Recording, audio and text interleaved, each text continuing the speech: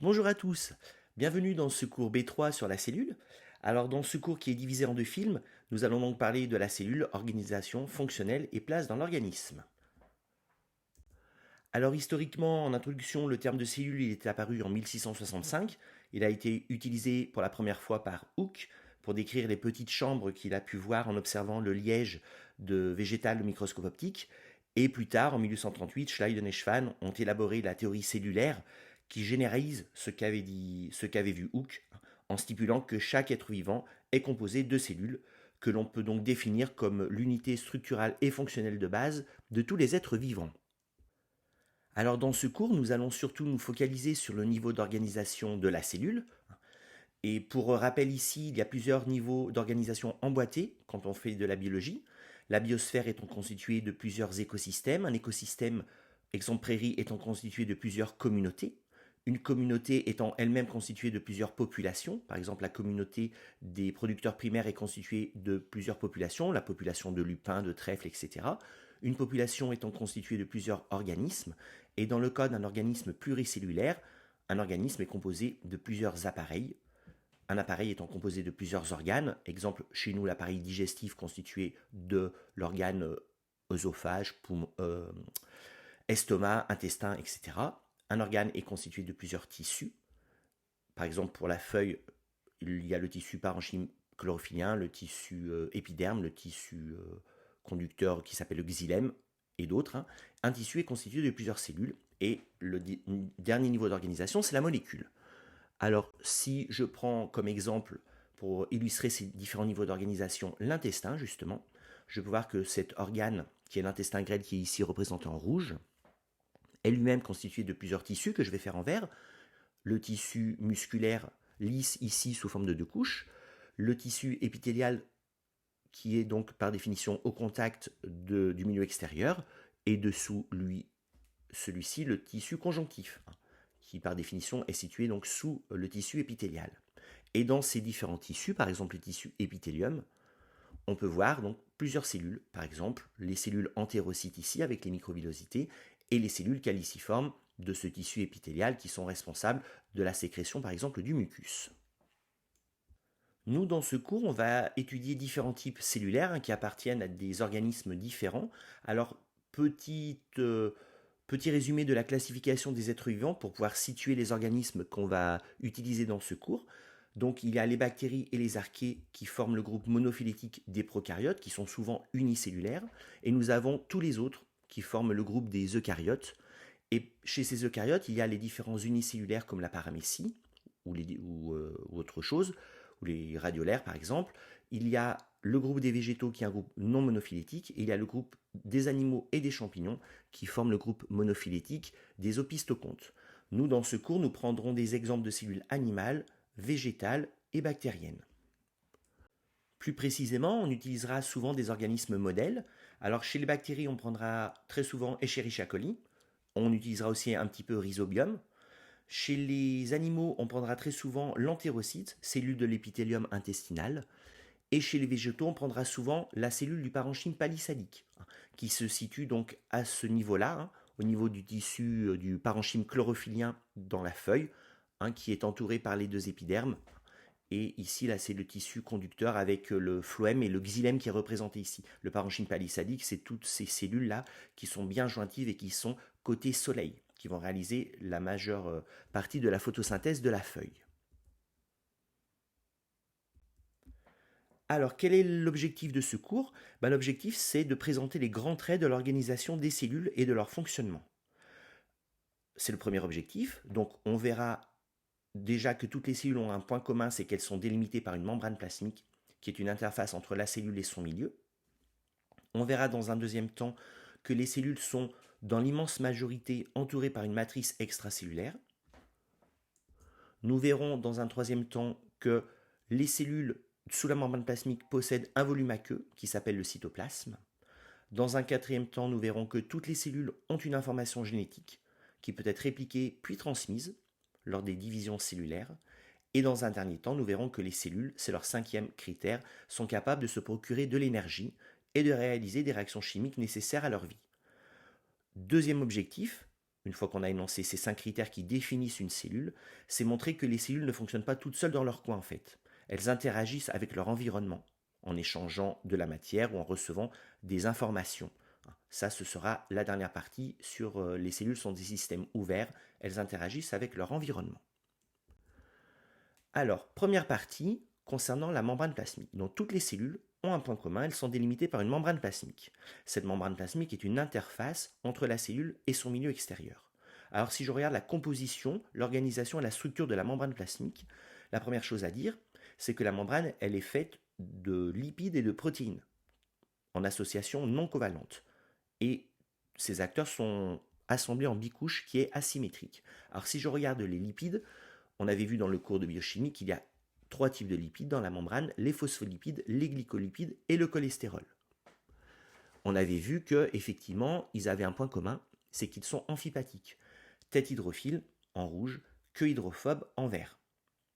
Ça, c'est la première chose. Il y a ensuite des protéines. Les protéines, elles, ont une grande diversité selon le type cellulaire, contrairement aux lipides qui sont à peu près les mêmes quelle que soit la cellule. Les protéines donc sont différentes. Par exemple, dans l'entérocyte, on va trouver des protéines qui vont faire rentrer le glucose au niveau du pôle apical.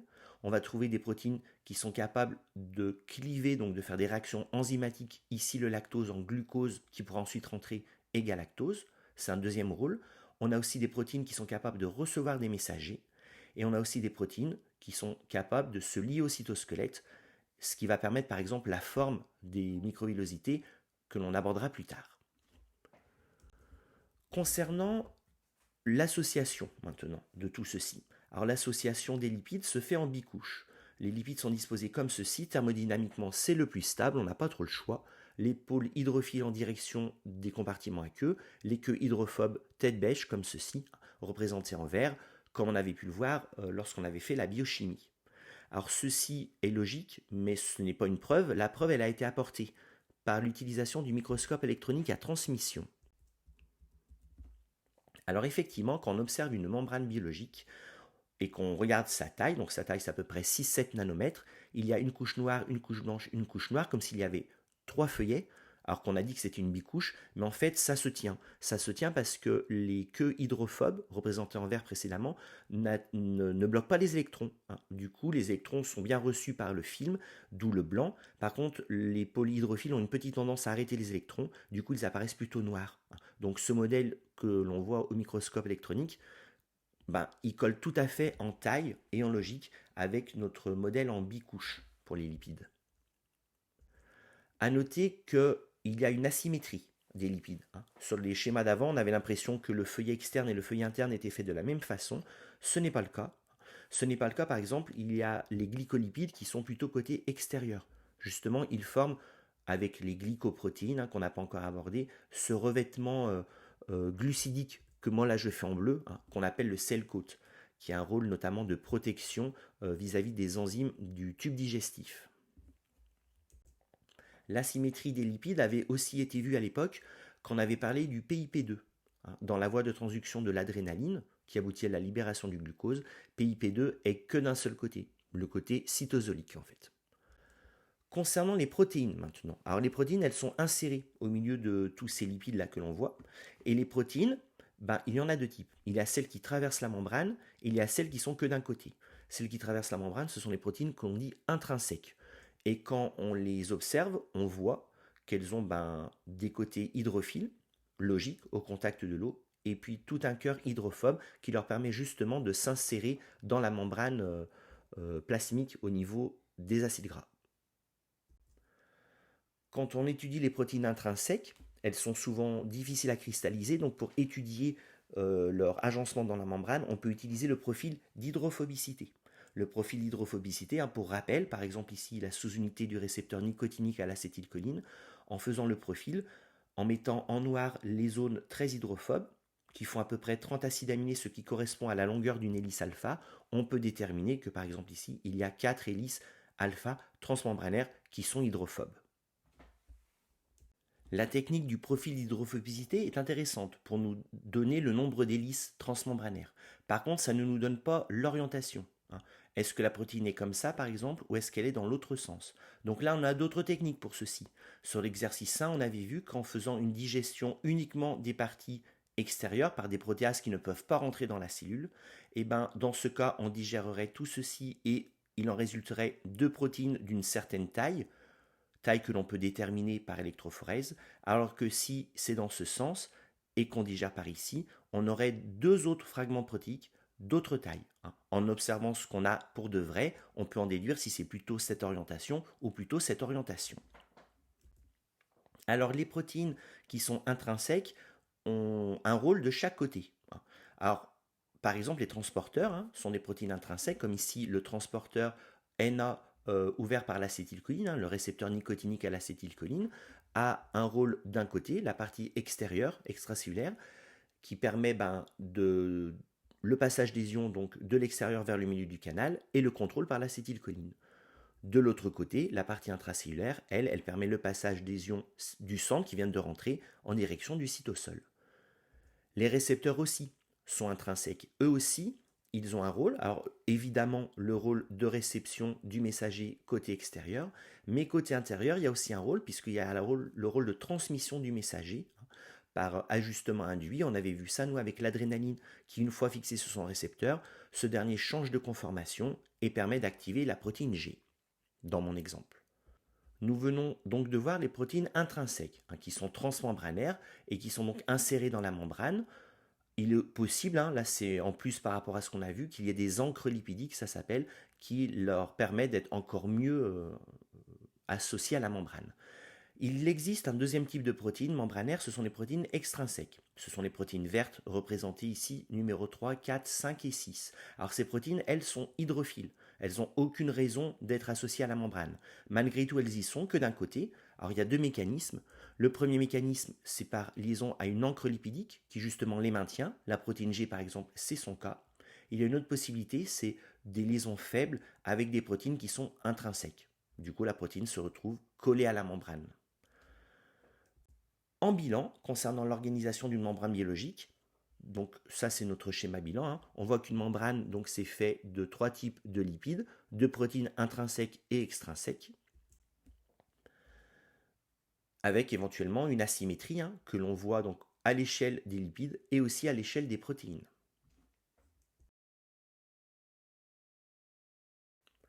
En termes de méthodologie, on peut étudier la répartition des protéines au sein des membranes biologiques par une technique qui s'appelle la cryofracture.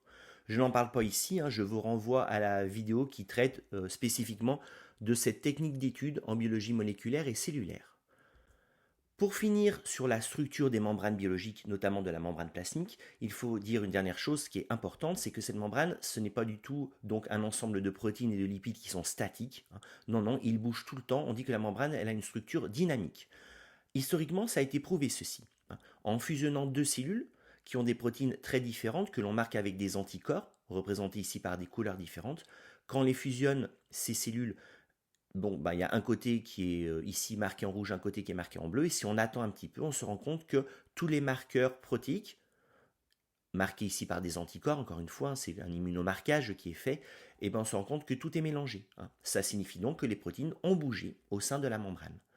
Pour les lipides, c'est la même chose. Pour les lipides, on peut aussi faire une preuve expérimentale. L'idée, c'est qu'on marque tous les lipides, représentés ici. Le marquage est représenté par les petites étoiles vertes entourées de rouge. Une fois que tout est marqué avec un rayon laser, on va détruire sur une toute petite zone le marquage, représenté ici. Là, il n'y a plus de marquage. Et en attendant un petit peu, en mesurant dans cette zone-là la fluorescence, on se rend compte que la fluorescence réapparaît. Ça signifie qu'il y a des lipides marqués qui sont venus dans la zone. Et donc, ils ont bougé latéralement. C'est la technique FRAPS, récupération de la fluorescence après photoblanchiment. Alors, quel est l'intérêt biologique de cette diffusion latérale? Alors, c'est une grande importance parce que la diffusion latérale permet justement la rencontre de différents acteurs sur une membrane biologique. Lorsqu'on fait notre chaîne de transduction de l'adrénaline qui aboutit à la libération de IP3, on a sous-entendu que les différents acteurs se rencontraient jusqu'au clivage du PIP2. Cette rencontre, elle est possible parce que les acteurs bougent. Donc ils diffusent, et puis au bout d'un moment, ils vont se rencontrer. et du coup, il va faire ce qu'on connaît. C'est la même chose au niveau, autre exemple qu'on verra plus tard, de la chaîne respiratoire ou de la chaîne photosynthétique. Lors de la chaîne respiratoire dans la mitochondrie, les électrons sont donnés à des acteurs, lui, puis lui qui récupère, puis lui, puis lui, puis lui, etc. Et c'est O2 qui récupère des électrons. Il faut comprendre qu'en fait, tous ces acteurs bougent, ce qui permet leur rencontre et du coup l'échange des électrons. Donc l'importance biologique de la dynamique membranaire est tout à fait cruciale pour différents aspects de la vie cellulaire. Alors pourquoi ça bouge tout ça? Alors la cause elle est très simple, c'est juste l'agitation moléculaire. La température fait que les lipides bougent et en bougeant ils entraînent les protéines. Alors les facteurs qui influencent ce mouvement sont nombreux. Alors il y a la température bien sûr, il y a aussi la longueur des acides gras. Plus les acides gras sont longs, plus en fait ils peuvent faire des liaisons de Van der Waals et plus la membrane va être visqueuse plutôt que fluide. Il y a la saturation ou l'insaturation des acides gras. Quand ils sont insaturés, donc ils font des coudes. En faisant des coudes, ils ont plus de mal à faire des liaisons de Van der Waals et du coup ils ont plus de mal à se coller. La membrane est fluidifiée dans ce cas. Le cholestérol a un impact aussi. Alors l'impact est différent selon si les acides gras sont saturés ou pas. Quand ils sont plutôt saturés et donc bien collés ensemble, membrane visqueuse, le cholestérol lui arrive en faisant des coudes à les décoller et la membrane devient plus fluide. Quand par contre les acides gras sont plutôt insaturés, ils ont du mal à s'y ensemble, là c'est fluide, et de rajouter du cholestérol, au contraire, ça fait des liaisons qui tendent à rendre la membrane plus visqueuse. Il est à noter pour finir concernant le dynamisme des membranes qu'il y a parfois des limites à la diffusion. Alors je vais vous donner quelques exemples. Les jonctions serrées que l'on trouve au niveau des épithélias s'opposent à la diffusion latérale. Par exemple, dans cette cellule de l'entérocyte, il y a au niveau apical des protéines vertes ici qui font rentrer le glucose et au pôle basal des protéines rouges qui font sortir le glucose. Ce ne sont pas du tout les mêmes. Elles ne fonctionnent pas de la même façon. Il ne faut surtout pas que la protéine rouge se retrouve là-haut, sinon le glucose il sortirait de la cellule. Ou il ne faut pas que la protéine verte se retrouve de ce côté aussi, sinon le glucose il rentrerait dans la cellule au lieu de sortir. Bref, la cellule est polarisée, les protéines sont différentes au pôle apical, au pôle basal, et ça c'est possible parce que justement la diffusion elle est empêchée par les jonctions serrées, qui fait que la protéine verte elle va diffuser, dès qu'elle arrive ici, hop, elle est bloquée, et du coup elle remonte, elle rediffuse là-haut, etc. Sinon, il y a aussi des cas où les protéines sont maintenues vraiment à un endroit donné. Alors comment c'est possible ça? Ça peut être possible par les protéines quand elles se lient à la matrice extérieure, extracellulaire. Donc là, on voit que les protéines vertes étant liées à la matrice orange ici, elles sont maintenues ici, elles ne peuvent pas diffuser. Même chose, mais de l'autre côté, elles peuvent se lier au cytosquelette, qui du coup empêche leur diffusion. Et dans le cas par exemple des desmosomes, c'est la même chose, les protéines se lient à d'autres protéines en face, et du coup elles ne peuvent plus diffuser. Dans cette partie grand 1 sur la membrane plasmique, nous venons donc de voir la structure, la composition et l'organisation de cette dernière. Dans une deuxième sous-partie, nous allons voir que cette membrane plasmique a un rôle, c'est une interface entre la cellule et son milieu extracellulaire. Alors une interface est une couche limite au niveau de laquelle ont lieu des échanges, alors échange de matière, échange d'informations, et où ont lieu aussi des interactions, notamment des interactions mécaniques. C'est nos trois sous-parties.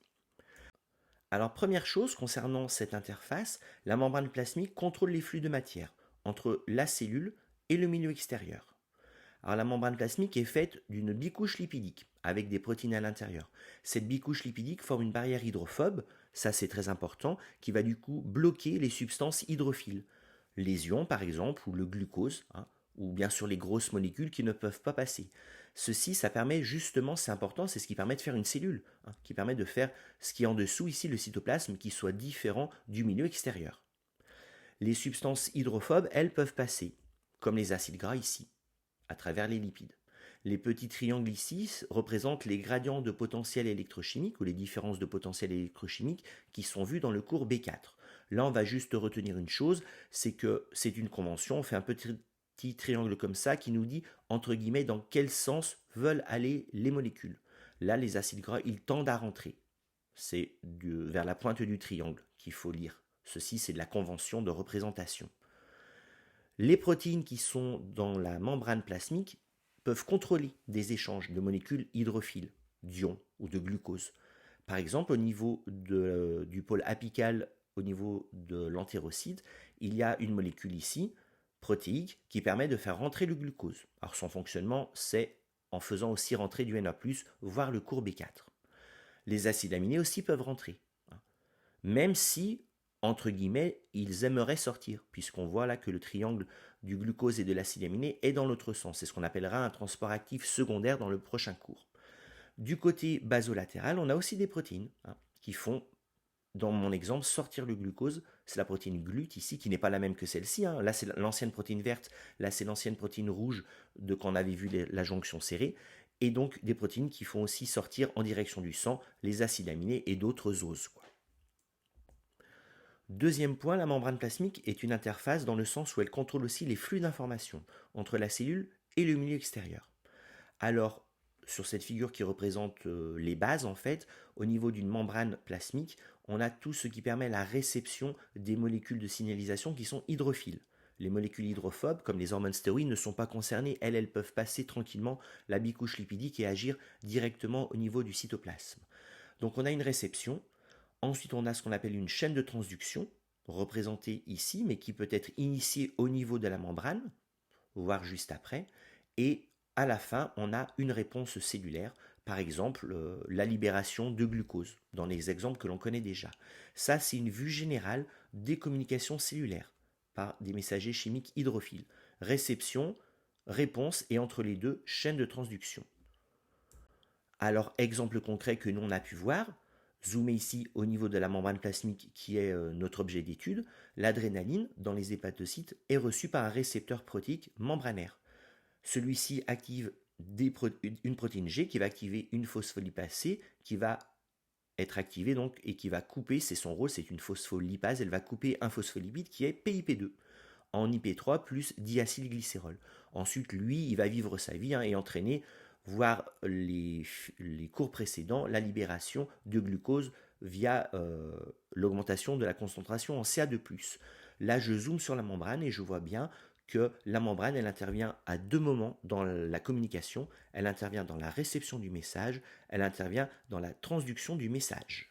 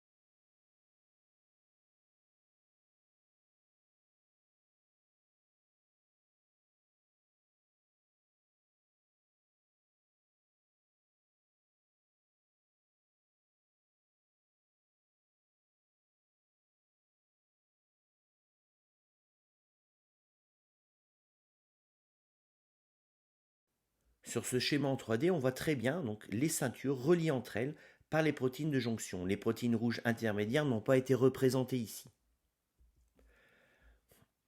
En vue 2D, on voit que ça ressemble beaucoup à un desmosome. C'est exactement le même principe avec les cadérines centrales et le cytosquelette ici d'actine filamenteuse. Donc, si on veut résumer ce qu'on a vu avec les jonctions cellule-cellule jonction d'ancrage, nous en avons deux types. Nous avons les desmosomes, les ceintures adhérentes, qui ont le même rôle, relier les cytosquelettes des cellules voisines entre eux, et ils sont responsables de la cohésion cellule-cellule. Ces deux types de jonctions s'appellent des jonctions d'ancrage. On a le même principe, mais pour la jonction cette fois entre la cellule et la matrice extracellulaire.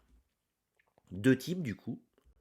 Le premier type, des sortes de moitiés de desmosomes, des hémidesmosomes, fait comme un desmosome, mais avec des protéines de jonction qui changent de nom, qui s'appellent les intégrines, qui elles sont capables de reconnaître la matrice extracellulaire, qui est ici la lame basale dans cet exemple d'une cellule épithéliale.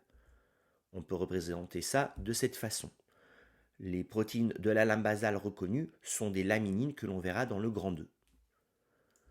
Pour des cellules qui ne sont pas au contact d'une lame basale, mais qui sont au contact d'une matrice classique, par exemple matrice du tissu conjonctif, on a le même principe. On a donc des jonctions qui s'appellent ici des contacts focaux. Et les contacts focaux, vous avez vu, c'est fait de la même façon, des intégrines qui se lient à la matrice extracellulaire. Alors ici, les protéines de liaison s'appellent des fibronectines. Le cytosquelette, ici, c'est de l'actine. Alors que dans les hémidesmosomes, le cytosquelette, c'était des filaments intermédiaires. Dans notre petit schéma bilan, on peut donc légender les contacts focaux et les hémidesmosomes. Ce sont des jonctions d'ancrage cellule-matrice cette fois-ci, et donc grand rôle dans la cohésion de la cellule avec la matrice qui l'entoure. Bilan, les jonctions d'ancrage ont donc une unicité. On en a vu 4 types, mais elles fonctionnent de la même façon. Elles sont faites, on le voit ici avec le code couleur, par des protéines donc, de jonction, les cadérines ou les intégrines, selon si ça lie d'autres cadérines ou si ça lie la matrice, des protéines intermédiaires et un cytosquelette. Il y en a donc 4 types, selon la nature du cytosquelette et selon la nature des protéines de jonction. Chez les animaux, en plus de ces jonctions d'ancrage que l'on vient d'aborder, il en existe deux autres types, les jonctions serrées et les jonctions gap, qui ont d'autres rôles que la cohésion mécanique. Alors les jonctions serrées, on les trouve au niveau des épithéliens, encore une fois, au niveau du pôle apical, c'est représenté ici. Par cryodécapage, par cryofracture, on peut déterminer comment elles sont foutues. Donc elles sont faites finalement comme indiqué ici, donc c'est plein de protéines à la queue leu qui forment un réseau en nid d'abeille et qui sont donc en face d'autres protéines situées sur la membrane de l'autre cellule. Donc ça permet une accroche, ça permet une attache. Par contre, ce n'est pas lié au cytosquelette et du coup, ce n'est pas du tout aussi résistant que ce qu'on a pu voir précédemment. Ce ne sont pas des jonctions d'ancrage. Ces jonctions serrées ont deux rôles importants. Alors, le premier, c'est un rôle de maintenir les protéines au bon pôle apical ou pôle basolatéral. C'était l'exemple qu'on avait déjà abordé avec les deux types de protéines transportrices de glucose. Elles ont un autre rôle. On le voit ici avec un marqueur qui a été mis et qui n'arrive pas à passer. Là, le marqueur, il est noir. On peut le mettre de l'autre côté aussi, il n'arrive pas à passer. C'est de rendre étanche ce tissu. Et donc, c'est important de séparer l'extérieur de l'organisme, la lumière de l'intestin par exemple, avec l'intérieur de l'organisme où se situe le sang. C'est pour ça qu'on les appelle des jonctions étanches. Le deuxième type, qu'on retrouve toujours chez les animaux, ce sont les jonctions gap. Les jonctions gap donc, sont disposées, là on le voit par cryofracture, donc c'est un amas de protéines. Et ces protéines, en fait, ce sont des canaux qu'on appelle des connexions, et ces canaux sont en regard d'autres canaux qui sont sur l'autre membrane. Et donc ça permet de faire des trous et donc des passages de molécules, alors petites. Le trou, c'est à peu près 1,5 nanomètre, donc par exemple le Na+, peut passer, le glucose peut passer. Les protéines, non, a priori. Donc ça permet de mettre en relation des cytoplasmes, et les jonctions gap ont une grande importance, voire l'année prochaine en BCPST2, lors du développement embryonnaire et lors du fonctionnement du cœur. Quand on veut les dessiner, on peut les représenter comme ça, avec un trou qui relie les deux cytoplasmes des cellules 1 et des cellules 2. En bilan, on peut donc dire chez les animaux qu'il existe différents types deux jonctions, les jonctions cellulaires, hein, donc que l'on peut classer par les jonctions d'ancrage qui ont un rôle de cohésion, les jonctions étanches et les jonctions gap, l'ensemble formant des jonctions cellulaires. Chez les végétaux, hein, ce n'est pas du tout comme ça. Chez les végétaux, il y a une paroi entre les membranes et donc il n'y a pas du tout de dispositif jonctionnel comme ceux que l'on peut voir ici. Pour ce grand 1, on peut donc faire un bilan sur la membrane plasmique. Alors un bilan sur ses rôles qui s'expliquent justement comme d'habitude par sa structure. Il y a plusieurs rôles pour une membrane plasmique. Il y a un rôle, on a vu donc d'échange de substances qui s'explique par la structure, la présence de lipides qui forment une barrière, ou la présence de canaux, on a vu ça nous avec le canal récepteur nicotinique à l'acétylcholine dans le cours B2, qui d'après sa structure donc permet le passage contrôlé de différentes substances chargées plus. La membrane a aussi un rôle dans la communication cellulaire, aussi bien dans la réception que dans les chaînes de transduction, et elle a un rôle dans l'adhérence cellulaire. On a vu ça par exemple au niveau des desmosomes ou des jonctions serrées. J'ai rajouté ici un rôle qui n'est pas en lien avec l'interface constituée par la membrane, mais qui a un rôle structural dans la forme. On verra que les protéines membranaires, en étant liées au cytosquelette, peuvent être responsables de la forme de la cellule, par exemple de la forme des microvillosités. Bien, nous venons donc de voir un premier critère commun à toutes les cellules, à savoir la présence d'une membrane plasmique, qui est une interface entre cette cellule et son milieu extracellulaire. Nous allons passer au grand 2, le fait que de nombreuses cellules sont entourées par ce qu'on appelle une matrice extracellulaire.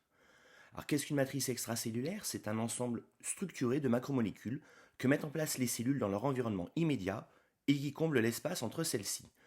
Alors c'est marqué de nombreuses cellules parce que toutes les cellules sont concernées, sauf certains cas particuliers comme les unicellulaires eucaryotes, par exemple comme l'amibe ou la paramécie. Donc nous on va diviser en 3, on va regarder la matrice extracellulaire des cellules animales, puis des cellules végétales, on l'appelle la paroi, et enfin la matrice extracellulaire des cellules bactériennes. Commençons par la matrice extracellulaire que l'on trouve chez les animaux. Alors cette matrice extracellulaire, elle se présente sous deux formes. La forme qui baigne les cellules, comme dans le tissu conjonctif, cette matrice est ici représentée en bleu, ou bien sous forme de lame basale. On trouve ça donc sous les feuillets épithéliaux, par exemple sous les entérocytes de tout à l'heure, et autour des cellules musculaires. Alors dans les deux cas, elle a une même composition. On le voit ici en bleu, là ce sont des protéines fibreuses qui baignent dans une substance qu'on appelle substance fondamentale, constituée d'eau, d'ions, de polysaccharides et de protéines d'adhérence.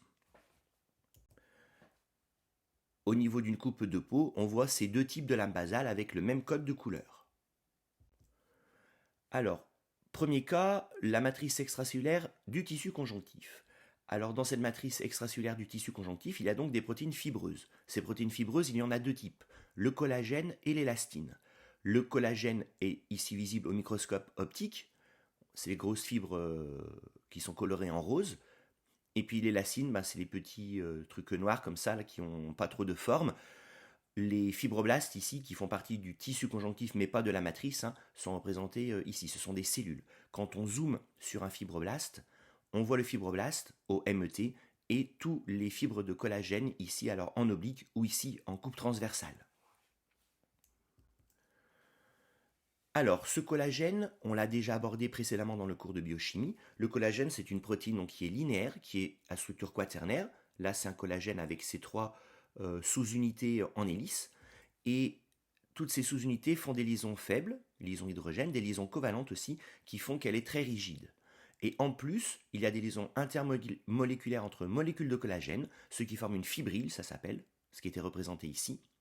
Ces fibrilles, c'est ce qu'on a vu en coupe tout à l'heure au MET, en section. Et dans ces fibrilles, donc les liaisons intermoléculaires, ce sont des liaisons faibles et des liaisons fortes, ce qui permet une énorme résistance à l'étirement selon l'axe de la fibrille. Là, on voit les collagènes au microscope électronique à balayage, tout le réseau que ça fait autour des fibroblastes. Il est à noter que ces fibrilles peuvent aussi s'associer ensemble pour former des grosses fibres de collagène, que ici on voit très bien en section transversale ou ici en longitudinale. Le fibroblaste donne l'échelle. C'est pour ça que, au microscope optique, ces fibres sont visibles, en fait, assez grosses. Alors, certains organes sont bourrés de collagène, justement, et ce sont donc des organes qui sont très résistants à l'attraction ou à l'étirement. Alors nous avons ça dans l'os. Là, c'est une coupe d'os où quand on regarde une coupe dans la matrice, les cellules osseuses s'appellent des ostéocytes. Quand on regarde dans la matrice, on voit tous les collagènes dans les deux sens. Ici selon la verticale, ici en coupe transversale qui vient vers nous, ce qui permet donc une résistance dans les deux axes. Au niveau des tendons, pareil. Le tissu conjonctif qui forme le tendon est un tissu conjonctif qu'on appelle dense, qui est bourré de fibres de collagène. On les voit ici.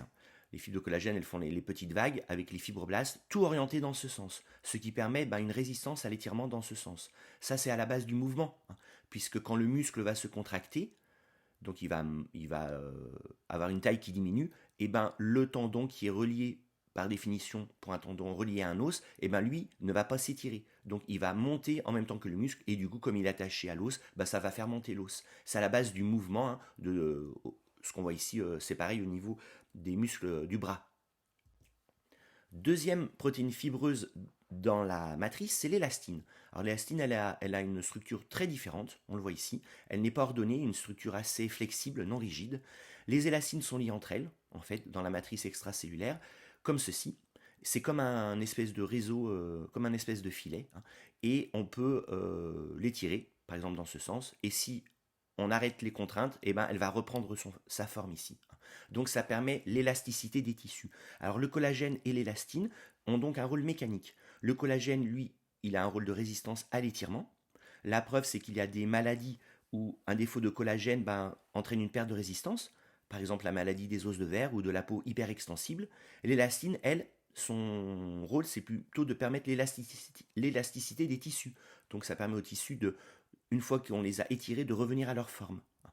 On trouve beaucoup d'élastine dans le poumon, on verra ça dans le cours poumon, ce qui permet justement au poumon de revenir et de suivre les mouvements d'inspiration-expiration, et l'année prochaine au niveau de l'aorte, ce qui permet à l'aorte de se dilater et de reprendre sa forme, et donc de lisser la pression artérielle, qui est moins d'à-coups en fait pour le sang. En plus des protéines fibreuses que l'on vient de voir, il y a donc la substance fondamentale. Dans celle-ci, on trouve notamment les glycosaminoglycanes et les protéoglycanes.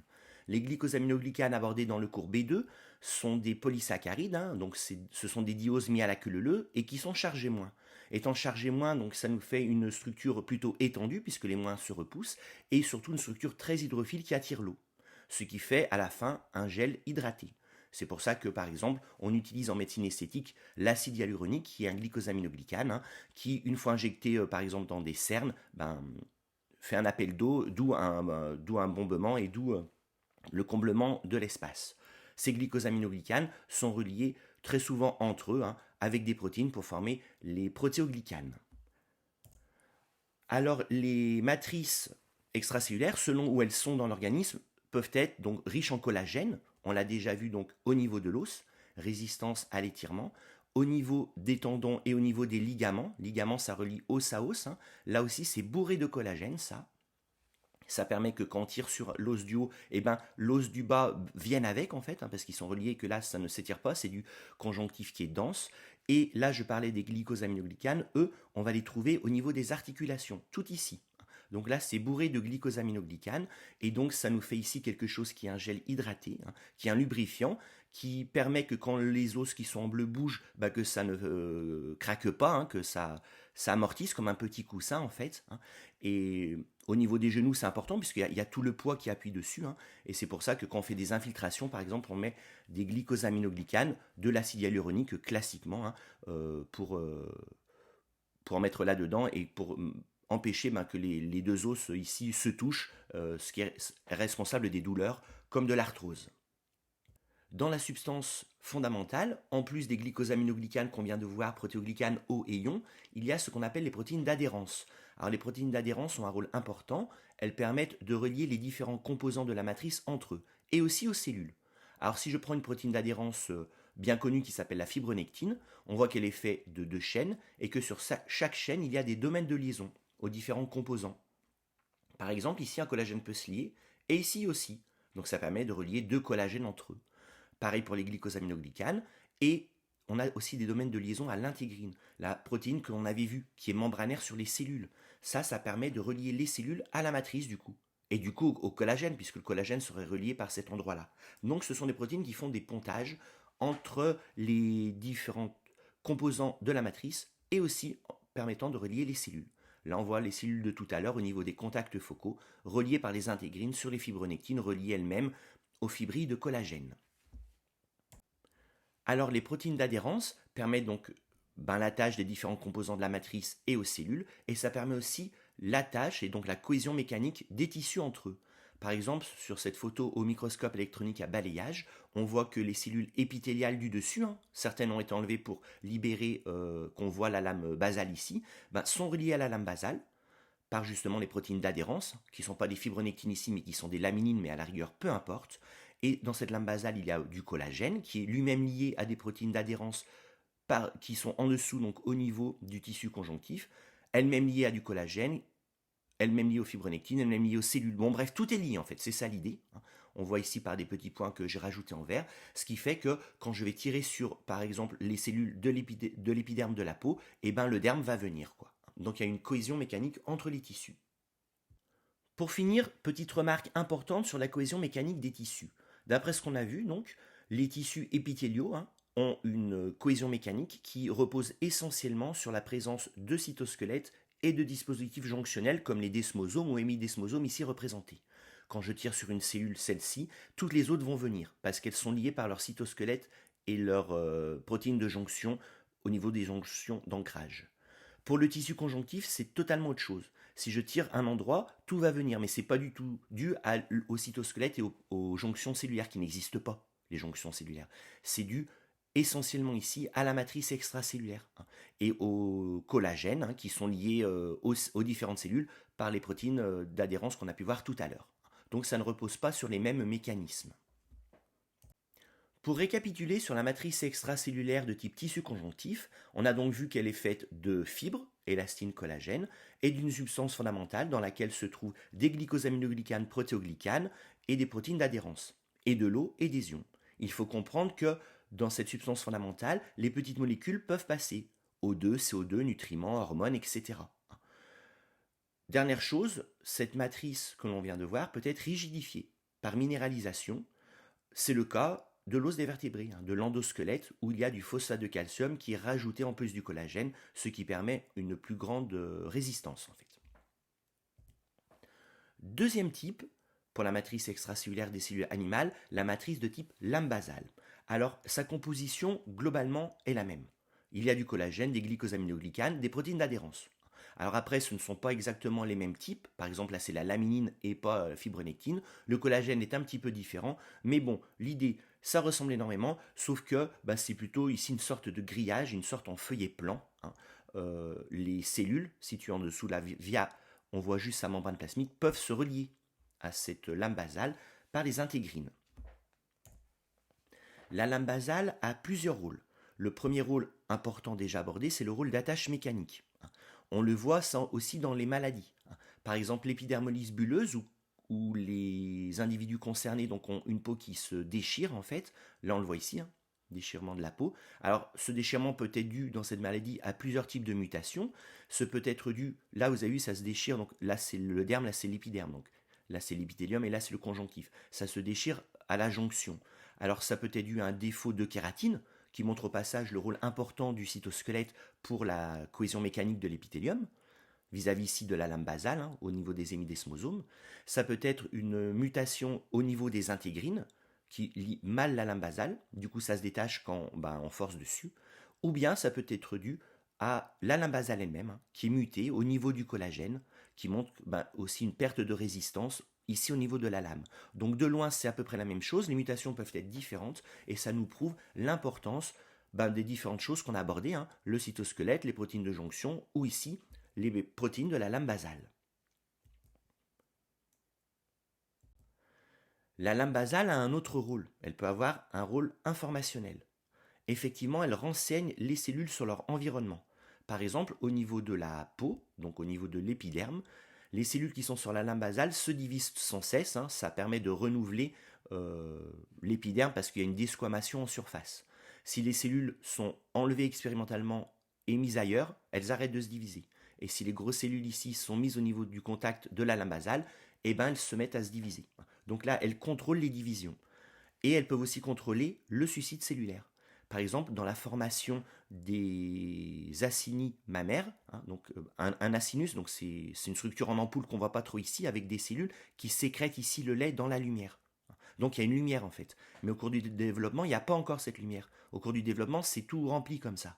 Mais les cellules au contact de la lame basale vont recevoir un signal qui leur dit en gros de ne pas mourir, et celles qui sont loin de la lame basale, elles, n'ont pas ce signal, et du coup vont rentrer en suicide cellulaire, en apoptose, ce qui est responsable de la formation justement des canaux ici, au cours du développement. Les lames basales ont aussi un autre rôle de barrière sélective, hein. Vous avez vu peut-être ça au cours de l'immunité, hein, quand les neutrophiles, quand ils quittent le sang, ils digèrent la lame basale, ça leur permet de passer et de migrer vers le site d'inflammation. Passons, c'est la deuxième partie de ce grand 2, à la matrice extracellulaire des cellules végétales, qu'on appelle la paroi. Alors elle, c'est le même principe. Elle est constituée d'un ensemble structuré de macromolécules, de glucides, de glycoprotéines aussi, et ces différentes molécules vont permettre d'expliquer sa fonction. Alors, une paroi de végétal, donc une matrice, c'est pareil, hein, elle est faite de trois choses. Elle est faite d'une lamelle moyenne, ici en rouge, d'une paroi primaire et d'une paroi secondaire qui est optionnelle. Et ensuite, il y a la cellule. C'est la cellule, hein, qui fait ceci, qui sécrète en premier ce qui est rouge, la lamelle moyenne, puis sa paroi primaire, puis sa paroi secondaire. C'est pour ça que c'est dans cet ordre. La cellule qui est à côté fait la même chose. Donc les deux lamelles moyennes, finalement, vont se retrouver côte à côte. Alors la lamelle moyenne, justement, qui fait la jonction entre les deux parois cellulaires, on avait vu dans le cours B2 qu'elle est faite de polysaccharides chargés moins, qui s'appellent des pectines. Plein de moins, plein de moins. Ces pectines sont reliées aux parois de la cellule du haut, aux parois de la cellule du bas, et ces pectines étant chargées moins attirent du Ca de plus, et du coup il y a plein de liaisons ioniques qui se font entre ces pectines, et c'est ça qui est responsable de la cohésion des cellules adjacentes, de la colle qui fait que quand je tire sur la cellule du bas, la cellule du haut, elle vient avec. C'est ici.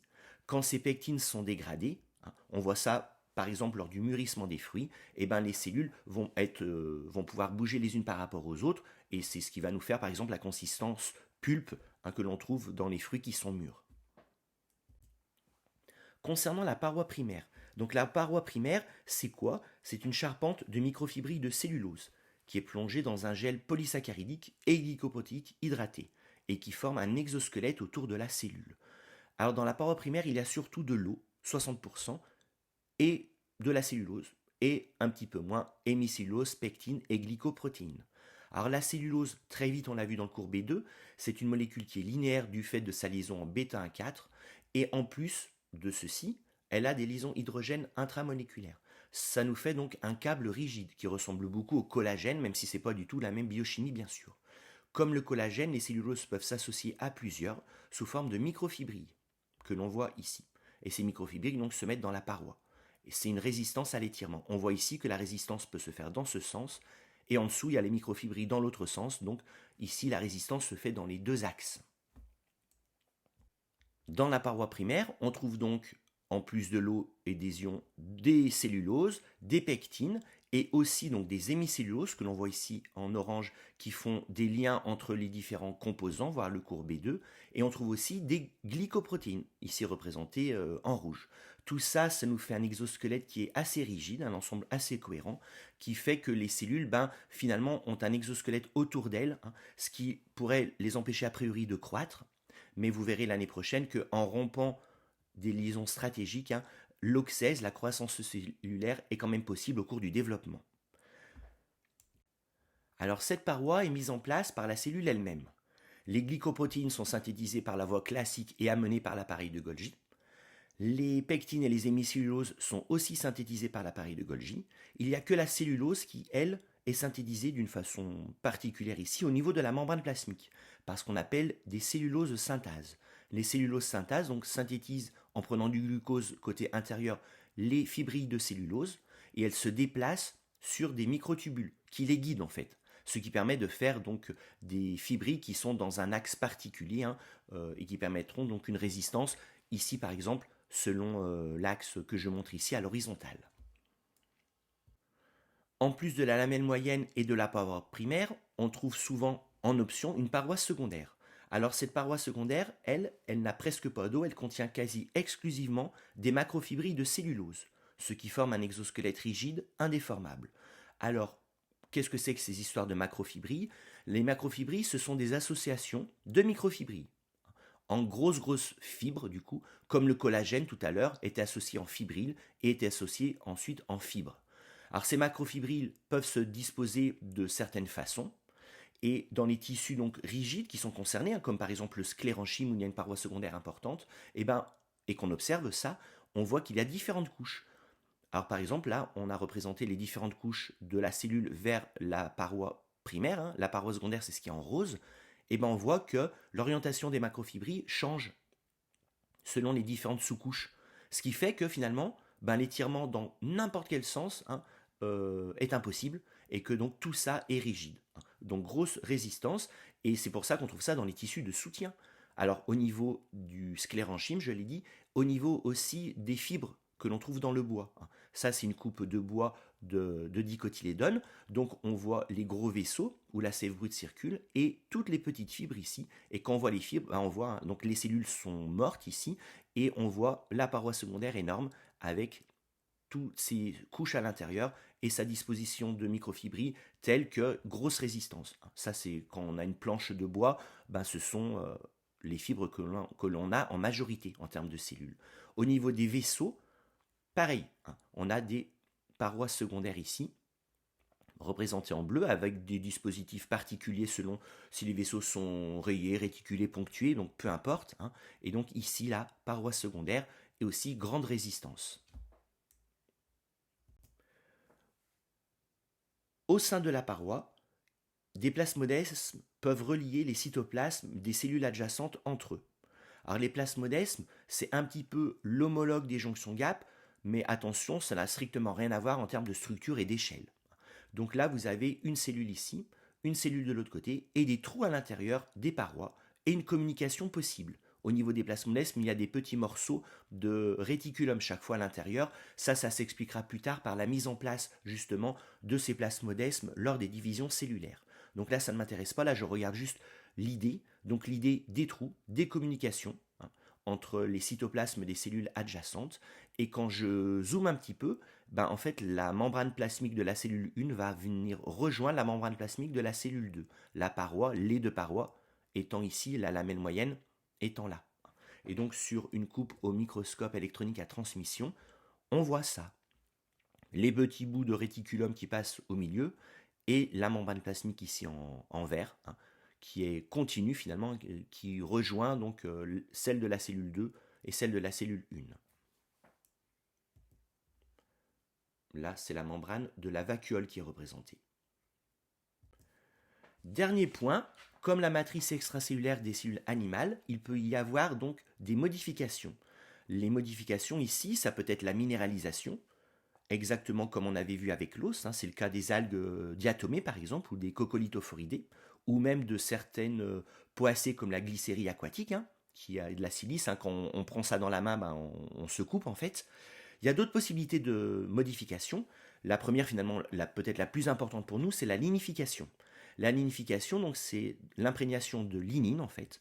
La lignine, c'est un polyphénol. Et cette lignine, donc, ça nous fait un grand réseau, ici, qui se met dans la paroi. Paroi primaire et paroi secondaire. Donc là, on voit, tout ça, c'est la lignine, que je ne détaille pas d'un point de vue biochimique. Hein, on ne l'a pas abordé dans le cours B2. C'est un polymère, donc, de sous-unités. Et tout ça, c'est en bleu. Hein. Tout ça, ça va venir se lier en fait aux différents composés. Par exemple, aux microfibrilles de cellulose. On le voit ici avec les liaisons représentées en vert. Tout ça nous fait que ce tissu concerné, qui a les parois lignifiées, hein, a une rigidité importante. La lignification se retrouve dans le sclérenchyme, se retrouve dans les fibres du bois, se retrouve dans tous les tissus qui apparaissent verts après coloration au carmino-vert-diode. Une conséquence de cette lignification, c'est que la paroi devient imperméable. Il n'y a plus de pores en fait. Du coup, les cellules concernées ne peuvent plus communiquer, ne peuvent plus se nourrir, et du coup, elles meurent. Donc quand vous avez au carmino-vert-diode des tissus qui sont verts, ça signifie que les cellules, de toute façon, étaient mortes. Dernier type de modification pour la paroi, l'imprégnation de lipides. Ceci se voit notamment dans les tissus de revêtement, épiderme et liège. Alors si je prends une coupe de tige ici, que je regarde son tissu de revêtement, donc qui est ici un épiderme. Je vois, après coloration au carminoverdiote, donc des cellules à parois roses de cellulose. Et côté extérieur, le rose a disparu au profit d'une coloration qui est plutôt jaune marronné. Ça veut dire qu'il y a des lipides. Alors cette couche qui est ici s'appelle la cuticule. Et cette cuticule est une barrière vis-à-vis de l'eau. Donc ça permet à la plante de limiter ses pertes d'eau par cette barrière hydrophobe. Un petit peu l'homologue de la kératine que nous on a, nous les mammifères. La kératine n'est pas du tout la même biochimie, c'est une protéine, mais c'est la même idée derrière.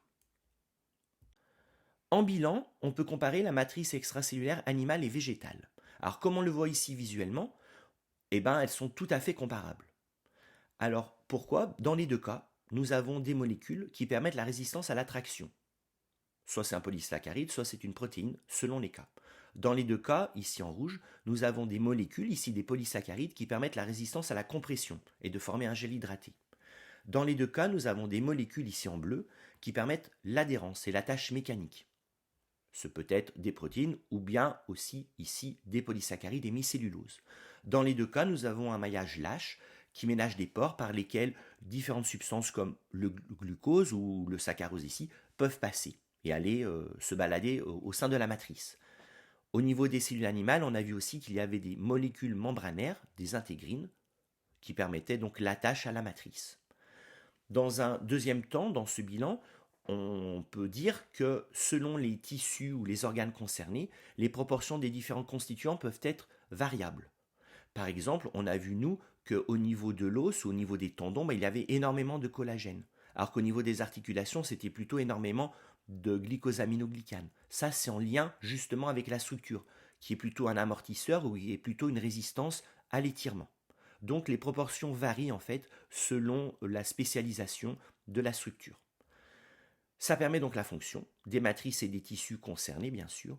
Et on a vu dans un troisième temps en bilan que ces matrices pouvaient être modifiées par minéralisation ou, on avait vu ici, par lignification ou par accumulation de lipides. Dernier type de matrice extracellulaire à aborder, la matrice extracellulaire des cellules bactériennes, qu'on appelle la paroi des bactéries. Alors les bactéries peuvent posséder deux types de parois. On distingue les bactéries à gram positif, qui ont une grande paroi faite d'une couche épaisse de peptidoglycane, que l'on voit ici au microscope électronique à transmission, et les bactéries à gram négatif, qui elles ont une paroi faite d'une petite couche de peptidoglycane et d'une membrane externe. Le terme gramme plus ou gramme moins fait référence au fait qu'elles prennent ou non la coloration de grammes que l'on a pu faire en TP.